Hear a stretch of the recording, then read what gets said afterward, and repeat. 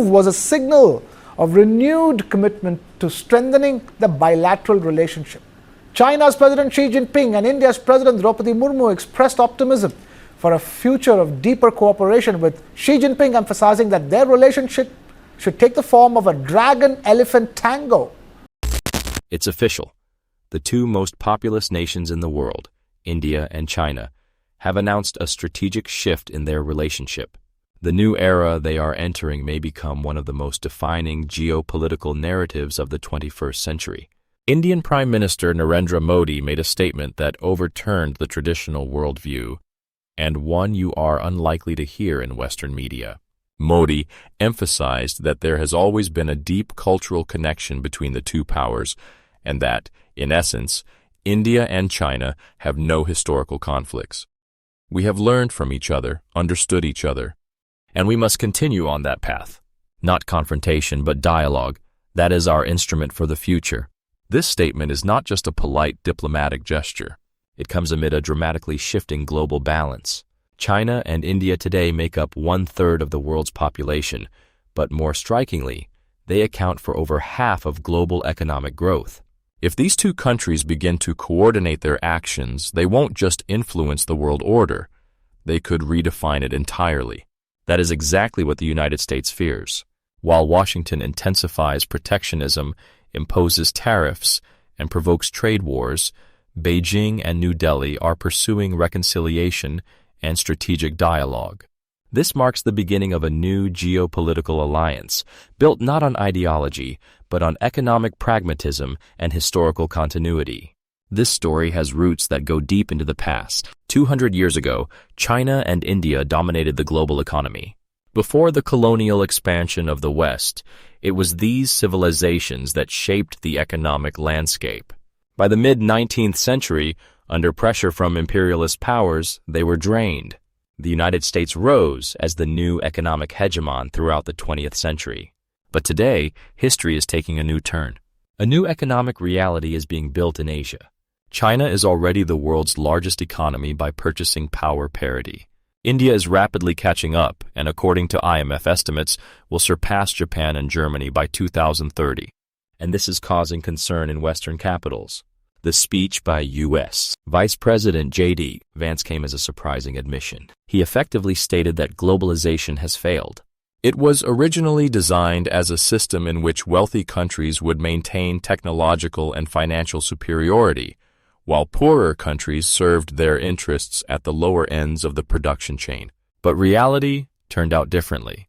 China and India not only took over manufacturing, they began catching up and even overtaking in high-tech sectors. China has already become a technological superpower. It not only manufactures, it develops, implements, and exports advanced solutions. Paradoxically, today it is Beijing that fears a technology leak to the United States, not the other way around. The era in which China was accused of industrial espionage is over. Now it protects its own innovations. Programs like Belt and Road are creating a new center of power. China is investing billions in infrastructure, building transcontinental supply routes. Its partners in the project include not only Asian countries but also Africa, Latin America, and Eastern Europe. This is no longer just an economic initiative, but a global alternative to the Western model of globalization. Against this backdrop, the actions of Donald Trump, now back in the White House, appear as a catalyst for the collapse of the old world order. His policy of isolationism, new tariffs, and threats to allies have led even longtime U.S. partners such as Japan and South Korea to begin exploring closer ties with China. The recent meeting of the foreign ministers of China, Japan, and South Korea in Tokyo was a historic event. It was the first meeting at such a high level in 6 years, and it marked a shift by traditionally pro-Western countries toward an Asian integration project. Beijing is using Trump's trade war as an opportunity. One Chinese analyst, Ma Kuji, working at Harvard, called Trump's trade war the best gift to China. In his view, it was precisely due to U.S. aggression that China realized the necessity of shifting toward technological independence. Without external pressure, he believes, Beijing would never have launched such a large-scale import substitution program in the fields of microchips, artificial intelligence, and quantum technologies. India, for its part, is playing a subtle game. For a long time, Delhi used its alliance with the United States as a counterbalance to China. But when it became clear that Washington sought not partnership but control, Delhi began to reconsider its strategy. In Indian academic and diplomatic circles, criticism of excessive dependence on the United States is growing. And more often, the idea is voiced. India should not oppose China, but negotiate with it as an equal. India and China, until recently engaged in a border conflict, signed a normalization agreement in October of last year. And now they are building a shared agenda. At a time when the United States is losing trust and influence, a new center of power is forming in the East.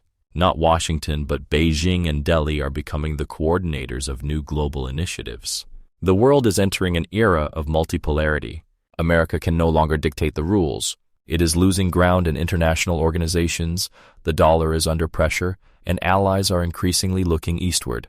This is an objective process. This is the end of the era of American hegemony. But for China and India, this is only the beginning. Their cooperation is not an alliance against someone. It is a project to restructure the world. A world where development, technology, and respect for sovereignty become the foundation of the global order. Stay tuned to our broadcasts. We will continue to track how the new world architecture is being shaped. A world where Asia reclaims its historical leadership,